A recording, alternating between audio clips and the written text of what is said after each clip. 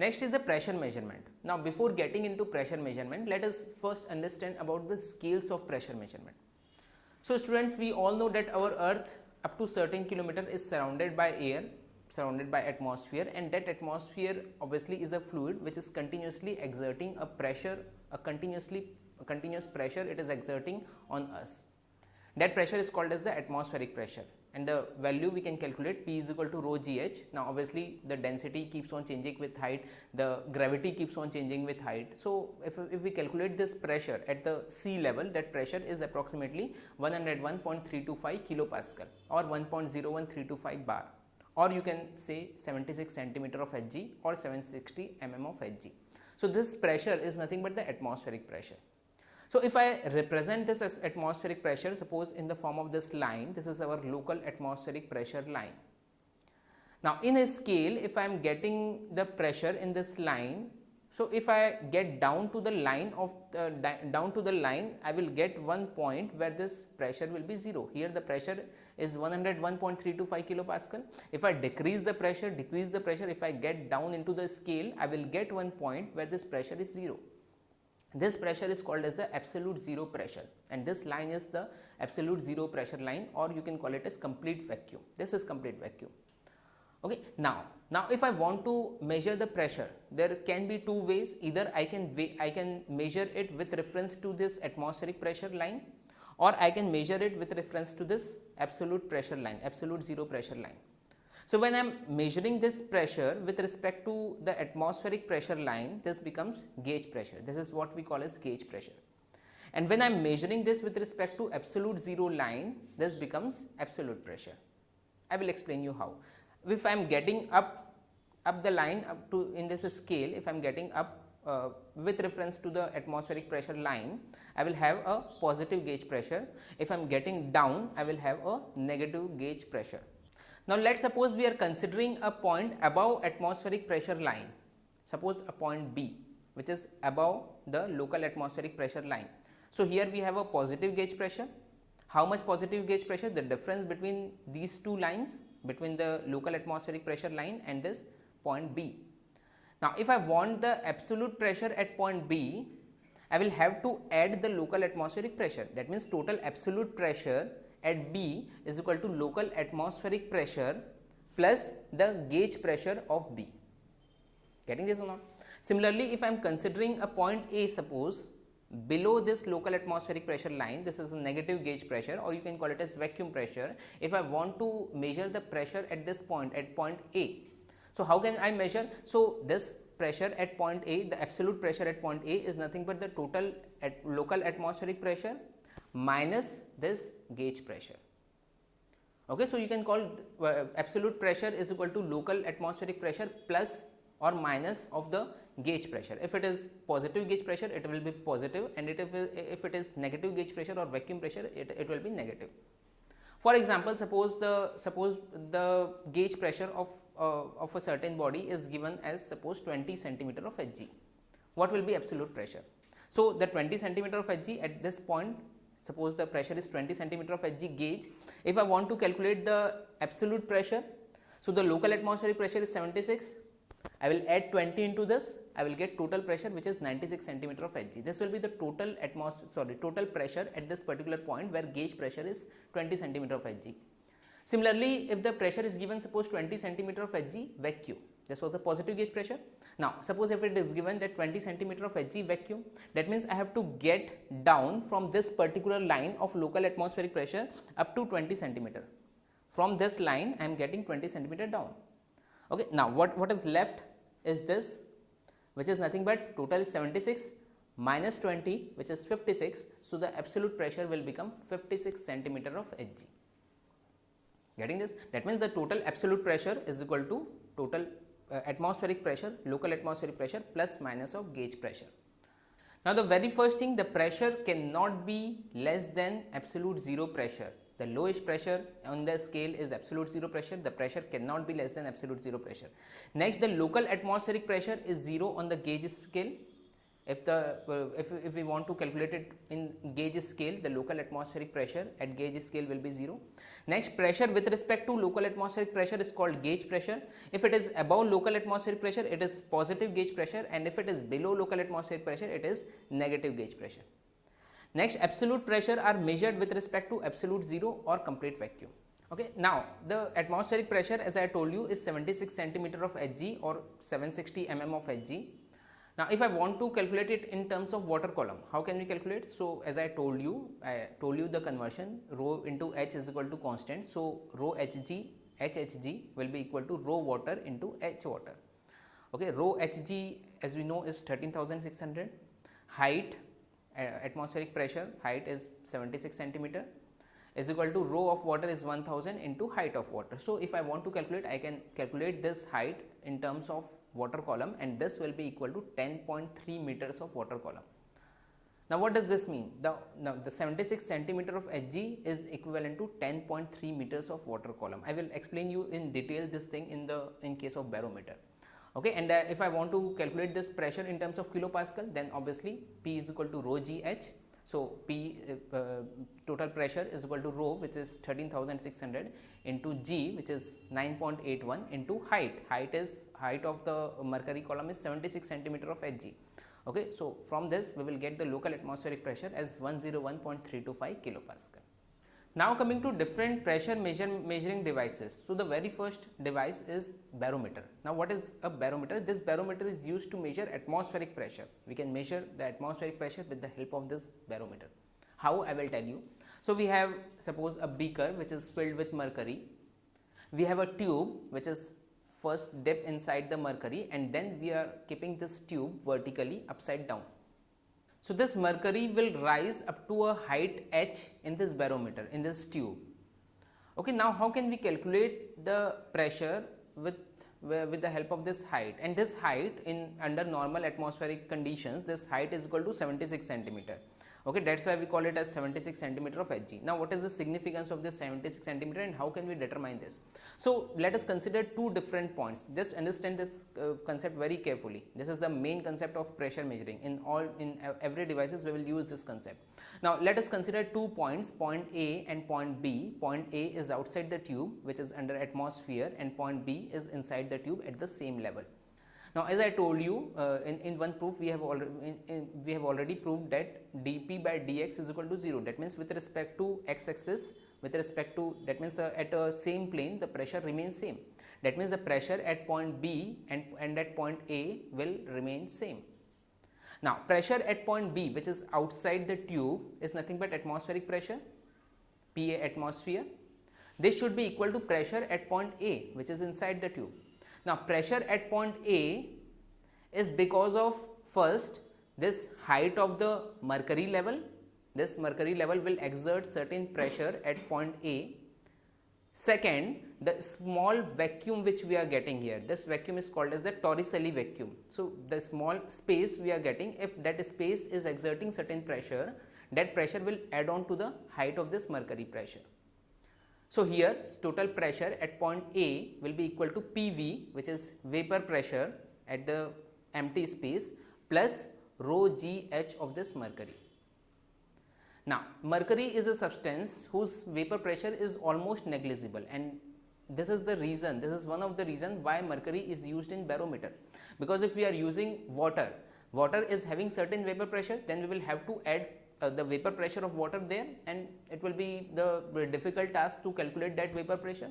So, better is to use the mercury, because vapor pressure of mercury is 0. That means directly you can get the atmospheric pressure by measuring this height, by measuring this rho Gh. So, P atmosphere is nothing but rho Gh, rho of mercury 13,600, G of mercury 9.81, and height under normal atmospheric conditions 76 centimeters. So, from here we can determine the atmospheric pressure. Okay, so two things I have told you. So, the very first thing why mercury is used, because the very first reason why mercury is used is because the vapor pressure of mercury is almost negligible. Now, the second reason why mercury is used, this is again very important reason. If I use water instead of mercury, if I am using the water in the barometer, so Just now I have told you that 76 centimeter of Hg is equal to 10.33 meters of water column.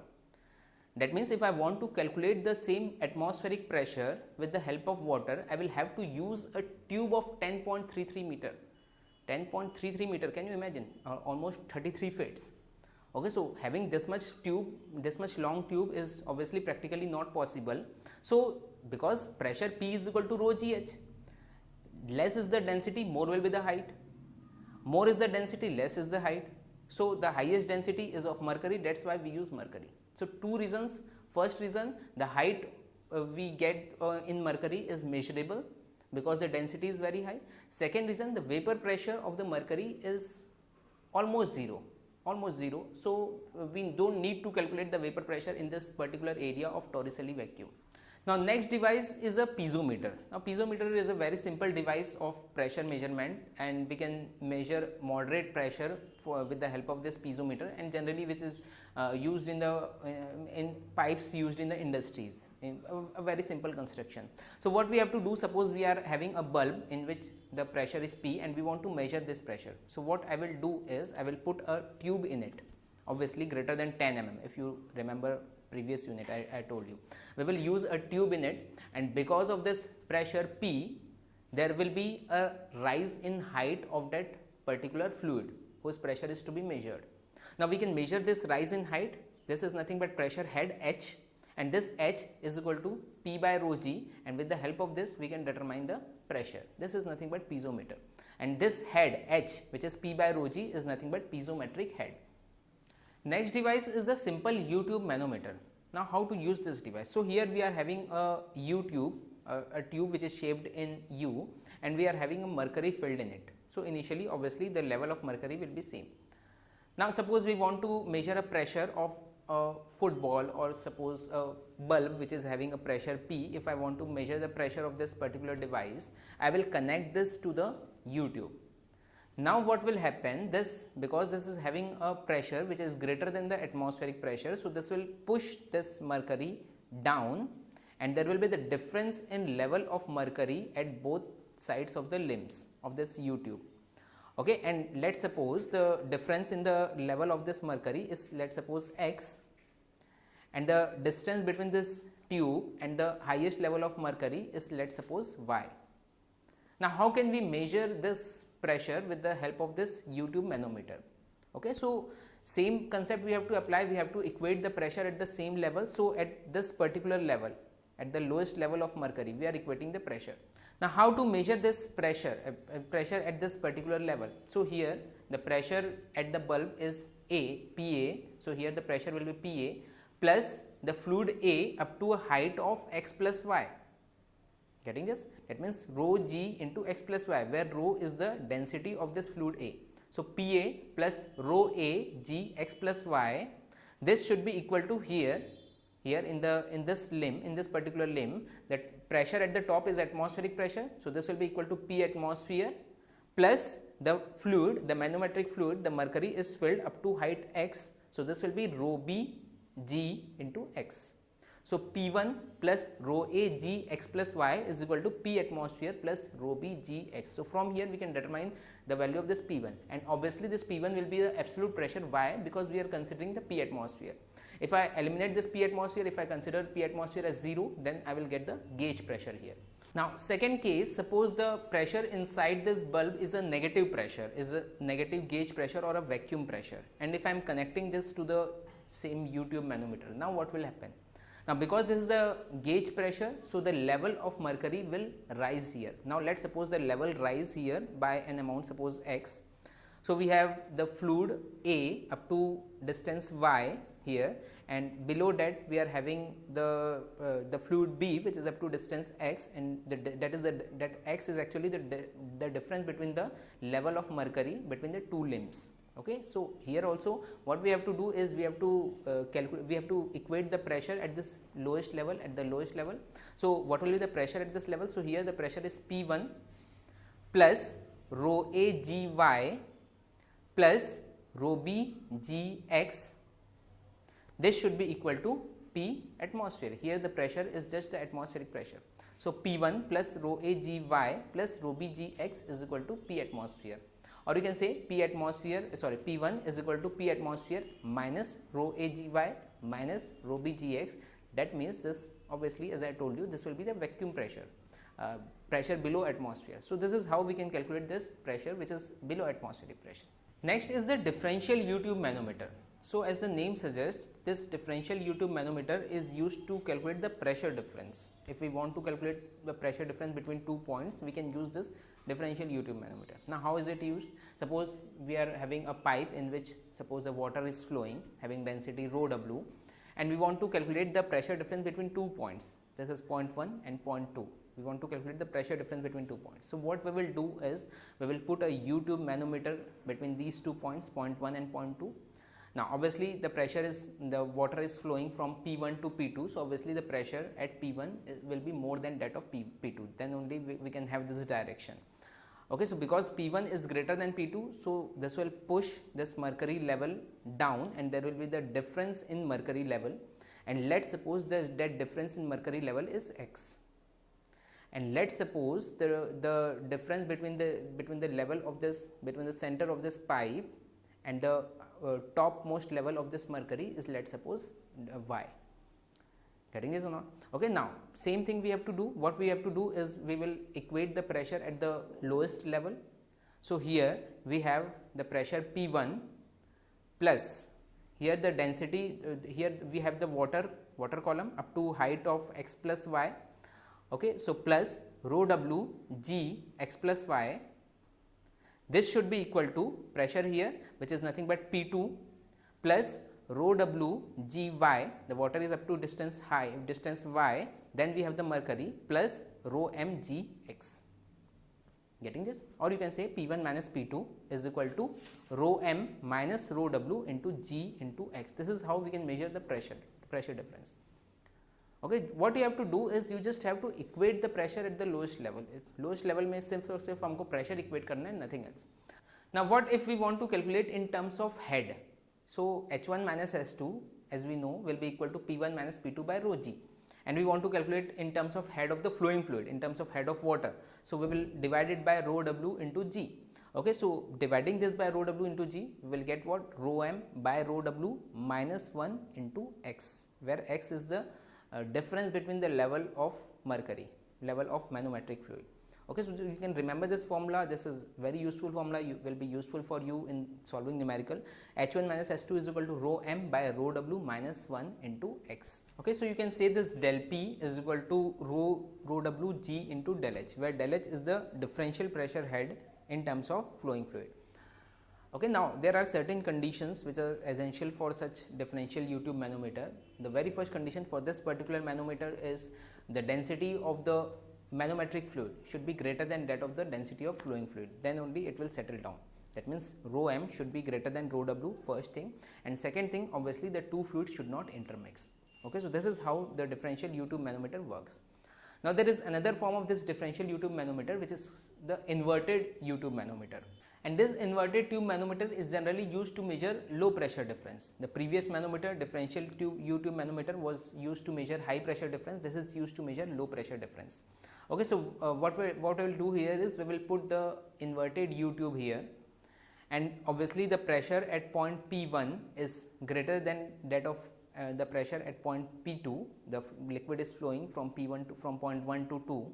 Okay, so this will push this mercury level up, and the difference between the mercury level is, let's suppose, X, and the difference between this the center of this pipe and this level, lowest level of mercury, is, let's suppose, Y. Okay, so what we have to do here, we will equate the pressure at the highest level of this mercury. So what will the pressure at this level? So here the pressure will be P1. Now we are getting up, so this will be negative minus of rho W G x plus y. This should be equal to P2 minus rho W G y minus rho M G x. Now up to distance y, we were having the fluid, the water or the flowing fluid, and up to distance x we were having the manometric fluid. The manometric fluid here obviously should be, the density should obviously be less than that of the flowing fluid, then only it will float on the top. Getting this? Okay, so from here we can determine P1 minus P2, which will be equal to rho W minus rho M into G into X. Or you can say this P1 minus P2 divided by rho G, which is equal to H1 minus H2 in terms of head, which will be equal to 1 minus rho M by rho W into X. So this is again important formula for inverted U-tube manometer. H1 minus H2 is equal to 1 minus rho M by rho W into X.